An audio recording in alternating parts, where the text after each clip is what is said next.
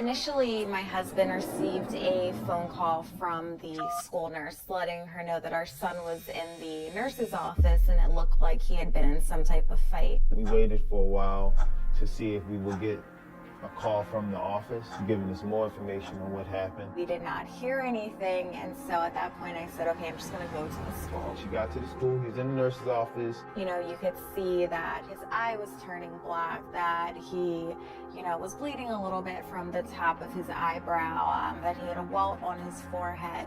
And so, you know, I'm sitting there and I'm basically asking him, you know, what happened, you know, what's going on? We were told that, you know, obviously it seemed like he was in some sort of scuffle. She took him to the hospital, got him checked out, came home. My husband and I were sitting on our sofa and a neighbor contacted us and said, you know, you really need to see these videos.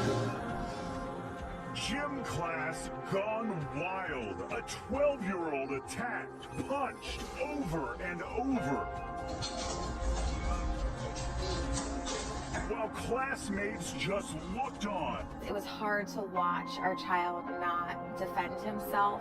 It wasn't just a scuffle. So when we saw the videos, you know, that changed everything. I've been around fighting my whole life. You know, I was seeing Gracie challenge matches in the garage, uncles fighting, dad fighting since I was 3 and 4 years old. And even though that's the truth, seeing Lewis's fight was very, very difficult to watch for me. We reached out to the family, and the family accepted our offer to come bring Lewis to Gracie University to train jiu-jitsu. They were eager to get out here as quickly as possible, which I was excited about. So we set the trip up for like 3 weeks after the incident. They were getting ready to get on their flights to come out here.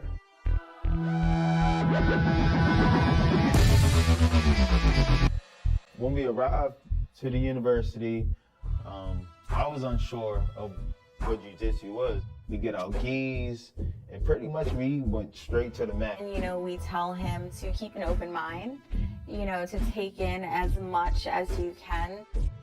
There's no more space for anxiety or uncertainty, and we got right into it.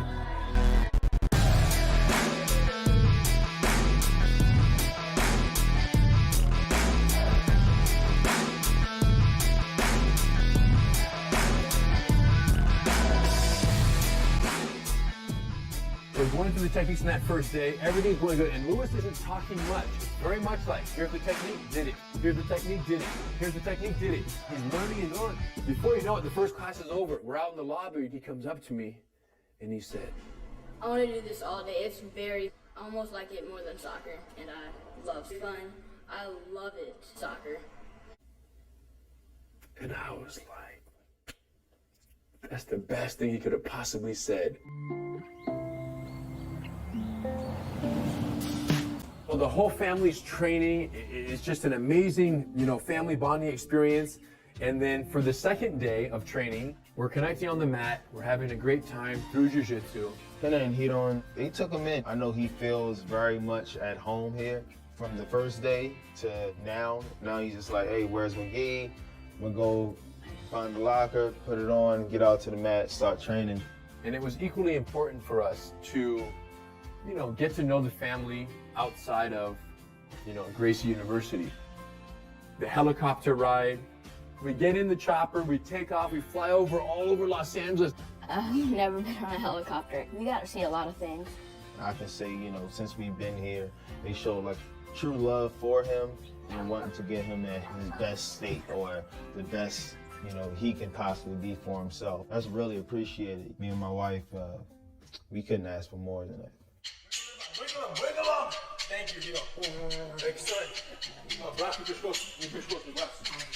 During the 2-on-1, I had to fight Mr. Henner and Mr. Hito. That was really cool and scary. And in jiu-jitsu, you're on the ground. And most of the submissions I did, I was on their back or in the guard. So I had to like get out quickly and try to defend myself from whoever was attacking. But it ended up being, I loved that drill. It was like a really fun drill.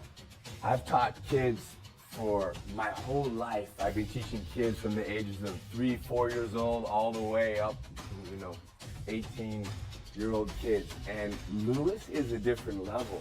I'm very proud of him for, I guess, feeling so safe with us, to where when something is showed, he just says, okay, I can do it.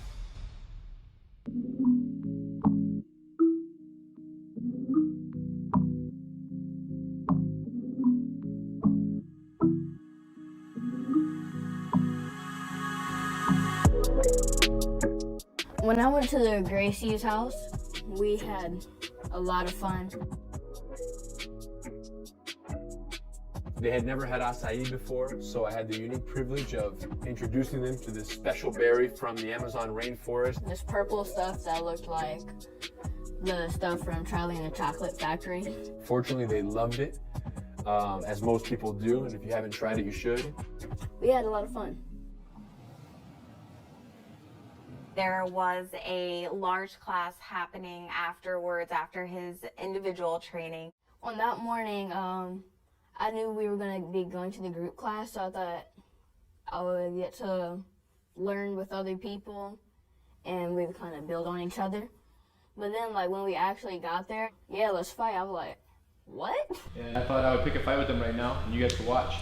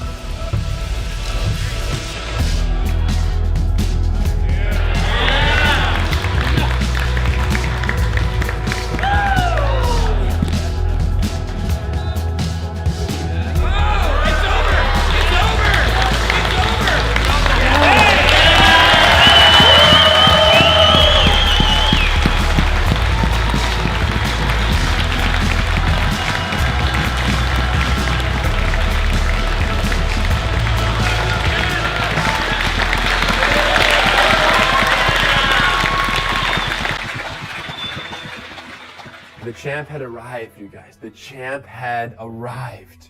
When I actually submitted Mr. Henner, I was like, yeah, I did it. And then everybody went wild, like, it was really fun. It's kind of like a confidence builder. He held himself, he held his own, and I was proud. We are so unbelievably grateful for the Gracie family. Gracie University allowed this to be part of his bounce back, which has been a great experience. I've had the privilege of teaching thousands of kids since I was a teenager.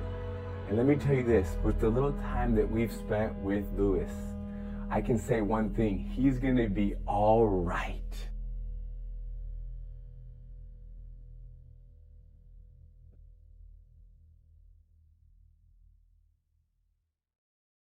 In jiu-jitsu, you can be able to talk calmly to someone and knowing jiu-jitsu can give you confidence to be able to speak to someone peacefully. And then if it ever does get out of hand, then you know that you can take a person down. In the bully-proof program, we learn the 5 rules of engagement. Rule number 1, avoid the fight at all costs. Rule number 2, if physically attacked, defend yourself. Rule number 3, if verbally attacked, remember the 3 T's. Talk, tell, tackle. Rule number 4, never punch or kick the bully. establish, control, and negotiate. Rule number 5, when applying submissions, use minimal force and negotiate.